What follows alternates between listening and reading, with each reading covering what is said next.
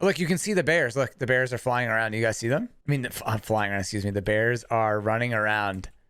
All right, what's up, everybody? We have the patch notes for update 22.1, and today is February 8th, 2023, and this update is now available on the PC test server, and I spent all morning testing out everything regarding the bear, so if you guys want to see and hear about all the new features and everything with the bear, how many bullets it takes to kill, will it die to a C4, how many panzers, how many pans, how many crossbows, all of that fun information. Can you run over the new bear? I have it in this video, and I'll be sharing all that information with you guys. I'm currently waiting for all that footage to download, so I figured what a perfect time to record the patch notes. So the test server is out today and will be going live on PC next week on February 15th, which is Wednesday, and then the following week for PC, which is on the 23rd. And if you haven't figured that out by now, then I can't help you. It's 2 weeks for console, 1 week wait for PC. But again, if you do own a PC, you can download the test server and you can test it out for yourself. VIKENDI is dropping from 40% down to 20%. A lot of people are probably happy about that. I've seen a lot of people complaining about VIKENDI, but unfortunately, now that means that you only have a 20% chance to test out the new features, which include the new bear, the night mode, and the thermal scope. So for me, super bummer that they would do this with such a cool update here with the new features. So that means you only have a 1 in 5 chance of getting VIKENDI now, and then who knows what the chance is going to be for night mode. Obviously going to be less than that. So definitely a bummer, but that's what happens, you know, when people are complaining about it. Here is the new bear that has been teased and leaked for a long time. If you want to know the history about this, I made a video kind of tracking all the stuff that PUBG was talking about. Not exactly what I was thinking. I thought it was going to be more of like a mythological creature because they kept using the word creature, but it turns out it's just kind of a regular bear. And according to the patch notes, let's read what they have to say. And then we're going to go through some of the stuff that I found out when I was doing my testing, which I think you guys will find kind of amusing. So the bears can be killed. That's kind of obvious. The bears will begin to attack you within a certain range, which is true. The bear warning signs have been added throughout the map, which is also true. Bear kill damage stats will not reflect on your profile, overview stats, match history, mastery, and all that stuff, and available in VIKENDI only, and in normal matches, and also in custom matches, which is cool.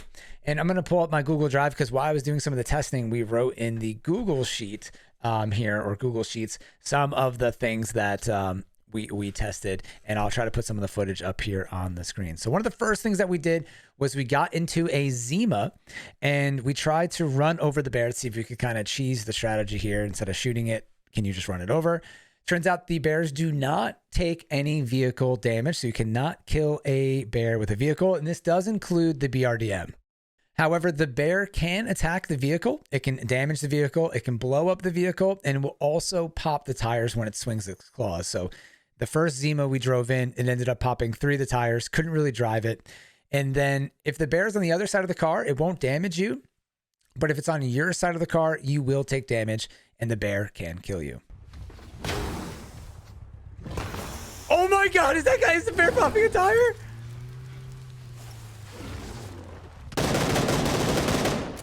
Oh my God, ammo. Oh my God. And then after the Zima, obviously we had to figure out how many shots it takes to take out one of these bears. And right now, we are not 100% sure if there is different damage depending on where you shoot the bear, if there's more damage for shooting it in the face or in the back. And we were also told that the bears don't recover health, but during our testing, it did seem like the bears do that. But all that stuff, I guess, is more information that we'll have to hear from PUBG or maybe do some further testing on in the future. We just did as much as we could for today. So I'll let you guys know the information that we do have here.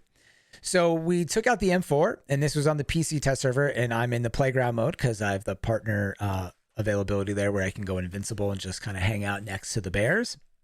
So this took about 44 shots with the M4, but I was mostly shooting at it from the front, so there definitely were some headshots there. There were also some times when I tried to run around the bear and shoot, and it kind of came out the same way. So I would say 44 to 45 shots with the M4.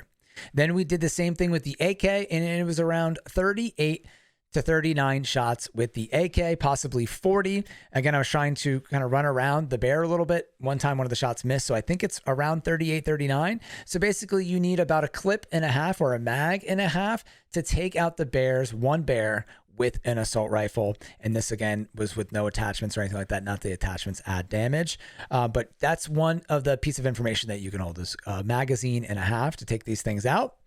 And then for fun, we of course had to test out a few extra things. We tested out that this one C4 does not kill a bear. So you're going to need more than a C4. It takes 4 Panzers to kill the bear, which is really surprising because it's much easier to just shoot 40 bullets with an AK and then to get 4 Panzers, and everybody on your team would have to have a Panzer to take out one bear. So that seems a little crazy.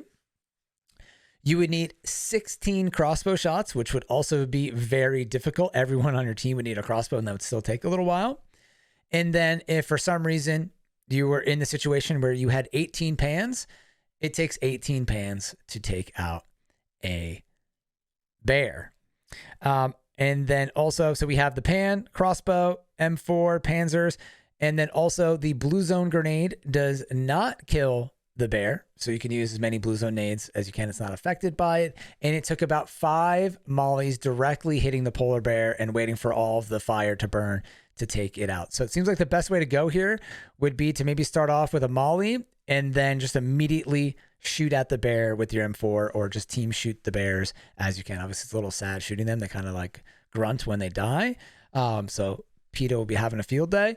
So yeah, it was a little sad taking out the bears, but it has to be done if you want the extra loot. So the bears are guarding, in most cases, these red boxes, I guess in every case, and they have pretty good gear in them. So I found a lot of high tier loot, and I also did find a P90. I found a bear outfit in one of them. I found level 3 gear, suppressors, thermal scopes, all of those kind of things could be found in these red boxes.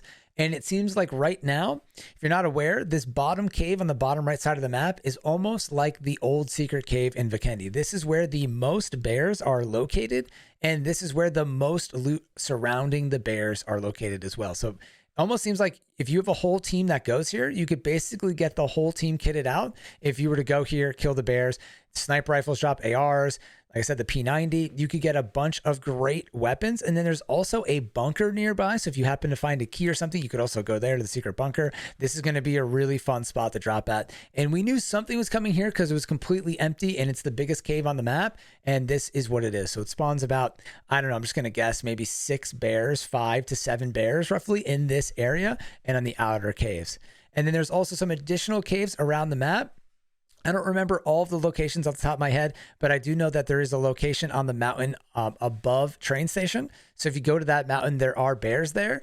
These are smaller caves, and the bears actually patrol outside the cave. So you'll see them if you just go up the mountain. So if a circle is ending there, you're actually going to have to worry about these bears attacking you. They're not just hiding in the cave, but there is a limit on how far the bears will go. So if you're wondering to yourself, can you just bring the bears across the map, which would be hilarious if you could, bring them into the final zone, they will actually stop at a certain perimeter around where they spawn, which might lead to some people being able to kind of cheese the strategy of shooting them from really far away. And the bears obviously do get glitched out in certain situations, but they do kind of run around after you shoot them. They don't really just stand there. They usually try to run away. And it seems like when they're at low health, they do run away and go hide. And this is where the confusion happened with whether or not they recover health. Because we were trying to test out if there was different damage for shooting the bear in the head versus in the back. So we were shooting the bear in the back one by one, myself and my buddy Burn Swab, and we shot at least 100 rounds into this bear's butt. But then after every like 20 rounds or so, the bear would run, hide for a little bit, and then come back. And then we would just keep shooting it, 20 to 30 times. Then it would run, hide, and then come back, and then we'd shoot it another 20, 30 times. And we did this, for over 100 or 120 shots, and the bear did not go down until I full auto sprayed it. So my theory right now is that when the bears go run away, they might heal back to 75% health, kind of like a first aid, or maybe back to half health. And then from there, you can take out the bear. But according to PUBG right now, I don't think they have health recovery, but something weird was happening. Maybe it's a glitch, who knows? But right now it seems like if you let them run away, they do kind of regain some of their health. Obviously this could be wrong, but that was just from our initial testing. And, you know, obviously something was going on with the data there with all the shots that it took. So again, there's the information. It seems like the bear, we don't know how much health it has anywhere from like 1,400 to 1,800 health, I would imagine. So if you're kind of trying to do the math on how many shots it's going to take to take out the bear, it might be between 1,400, like 2,000 total health, and that's all the damage that it takes. So very fun. Actually, I will say, as just my final opinion here, I know we've been talking about the bears for a while, that it wasn't what I thought. I was hoping for something different, but in testing it out, it actually was kind of fun and made it a sort of fun event to go there and try to deal with the bears. I also forgot to mention that if they attack you, the bears do about 75% to like 90% damage. They almost one-shot you, and they are very powerful. So if you get hit by the bear twice, you are going to get knocked or eliminated if you're in solo. So if you're by yourself, I would not recommend going to the bears. And if you are by yourself, you can try to get on top of the nearest rock or in a shed to try to give yourself some cover. From what I saw, there is a shed by the big cave, and they wouldn't like go into the shed or knock down the door when you were in it. But basically what I was mentioning, is that this ended up being kind of a fun thing. I know some players will probably get frustrated for the bears that are at the random caves throughout the map if you get killed by one, but ultimately this seemed like it was implemented pretty well. But obviously the bears aren't in like the best condition. PUBG kind of struggles with some of the bot aspects of the game, so sometimes they get glitched out and stuff. But overall, it was kind of fun, and I enjoyed it more than I thought after reading the patch notes. So definitely leave your opinion until you guys try it out. Then after that, we have the new Moonlight, which I actually did not test out. I kind of forgot to test this out because we've all seen it before on the different maps, but obviously it's probably going to look really amazing here. But we'll have to wait until this comes into the game, I guess, or I go back in and test it. But obviously VIKENDI is a very beautiful map, and this is going to be really fun to play on. This is a cool screenshot that they included. Then we have the thermal scope, which I was able to test out. Very similar to what it used to look like back in the day. Again, I feel like they made some changes. It looks a little bit different. Even aiming down this sight, it looks a little bit more clean, but the image is still pixelated. And I think this is a decent way to balance out the scope still because of how it's pixelated there, and you're locked in on that 4x scope. If you want any other sight, you can't use it. To me, I think it's a decent balancing thing. We'll see how it gets, how it plays out IRL. You can look through smoke, all those kind of things, bushes. The best way to defend yourself is to try to throw a molly, which does kind of throw the scope off a little bit. Then an interesting update here. PUBG made just a small little detail, but cool. If you throw a smoke grenade or a molly in the blizzard zone, they actually won't work. It will blow the smoke away or stop the fire, which is, to me, it's kind of like a fun little detail there, which I like a lot, which is nice. One thing that I thought was interesting is that when I was reading the patch notes this morning, is that they noticed that the folded shields seem too hidden in the snow. So we're digging them out by increasing their rate by 172%. So I made a joke this morning that I don't think the reason why people are not using them is because they can't find them. I think people just don't like the shields, really. They're still a little slow to set up, a couple seconds. They shorten the time, but it's still a little slow. And I will say that I tried for a couple weeks to consistently use the shield, and it did save me on multiple occasions. So I'm still kind of a fan of it, but it's frustrating, in my opinion, that when you try to put up the shield, there's so many areas on the map where it says you cannot put up the shield. If the terrain is slightly jagged, the shield won't go up. So in my opinion, I think that needs to be improved before this becomes a usable item. And it's just silly to me that, PUBG thinks that people aren't using them or something because there's not enough of them. To be honest, I find plenty of them around the map. Again, playstyles are different across the world, console and PC. I'm mostly a console player, so that's just my experience. But it is close to being a very valuable item, and it's definitely valuable on VIKENDI. So it's maybe, not really a bad thing because there are so many open spaces on VIKENDI. So I would recommend trying it out for you guys, and I'd love to hear, what your experience of trying to use that. On Karkin, they've made the footstep, tried to improve the footsteps so you could hear when people are below you better, which is definitely confusing on Karkin. And then some weapon balance. The MK12 is getting slightly nerfed a little bit. The damage is going down by 1 and some of the reduction in recoil. Apparently this was considered an overpowered weapon. I would say on console, you don't see it being used overly, but on PC, people definitely, really like to use that gun. And then they've also adjusted the general spawn rates of 5.56 and 7.62 weapons to have items share similar spawn rates, which is cool. I feel like sometimes there are a lot more 7.62 lately, but sometimes it feels the other way around as well. Vehicle adjustments. The Zima has been slightly increased in size. Couldn't really tell a difference there. But here's a big one that you're going to want to tune into if you're just kind of listening to this in the background. Not that it's going to completely affect gameplay, but it's just a surprise kind of change that's pretty big in terms of like changing the game. All of the vehicle models that have open roofs are being removed. So the open model of the US, the convertible model of the Murado, the pickup trucks, all of that stuff, the pickup Bronco, are all being removed from the game, which is a lot of different variations of all of the vehicles. And really, you could kind of consider that when someone's on the backseat of the buggy, they're like that. So it seems like they says they're going to try to maybe tweak some of those things in the developer comment, or I'm not really sure. I mean, it does make sense because it's so much easier to shoot people out of those vehicles, but it's just a big change because we've seen those in PUBG since like inception. So now that they're gone, it's interesting. But, I think they're trying to help players in game. And really, when you don't have the car protection, you're at a bigger disadvantage. And people are so good at the game now that they're much better at shooting you out of the car. So let's see. Hopefully it doesn't stop me. We shall see. They identified or addressed that it is a known issue that console, specifically Xbox, is struggling with a lot of silent noises. I mean, I've been getting it all. And at the end of the day, if you guys are getting these problems, it is what it is. It's a video game. They're aware of it. They're trying to fix it. They don't have a fix. Yes, it is late into the development cycle to have a weird issue like this, but it is what it is.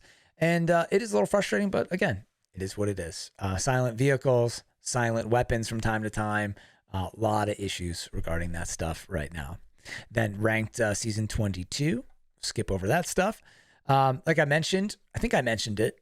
Maybe I didn't.